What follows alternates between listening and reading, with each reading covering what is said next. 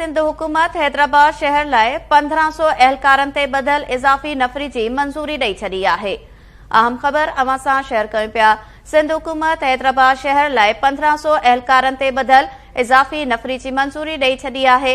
हैदराबाद लाइ साल 2023 में 1500 इज़ाफ़ी एहलकार भर्ती कया वेंदा। इन जा वधीक तफ़सील मालूम कंदासीं। लाइन ते मौजूद आहे KTN न्यूज़ रिपोर्टर असगर खानोठी। जी असगर, छा तफ़सील आहिनि?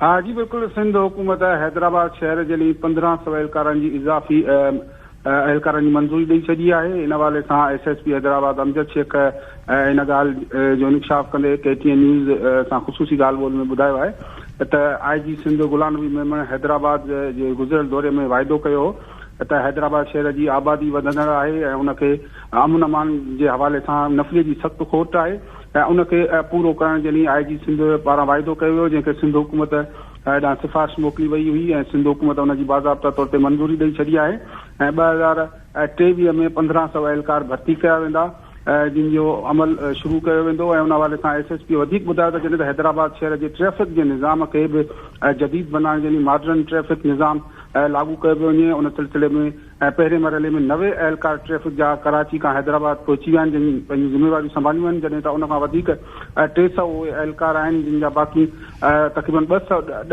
एहलकार उन मद में हैदराबाद अचा आहिनि, जॾहिं त उन खां सवाइ हैदराबाद जे ट्रैफ़िक निज़ाम खे बहितर बनाइण जे लाइ सिस्टम लागू कयो वेंदो चालान जो, जॾहिं त मॉडर्न ट्रैफ़िक निज़ाम तहत एहलकारनि खे जदीद क़िस्म जूं गाॾियूं ऐं वायरलेस निज़ाम बि ॾिनो वेंदो त जीअं हैदराबाद शहर जो जेको ट्रैफ़िक जो मसइलो आहे उनखे मुस्तक़िल बुनियादनि ते हल कयो वञे ऐं 1500 एहलकारनि जी भर्तीअ जो जेको मरहलो आहे उहो 2023 में शुरू कयो वेंदो त जीअं हैदराबाद ज़िले अंदरि जेका नफ़रीअ जी खोट आहे उनखे पूरो करे सघिजे।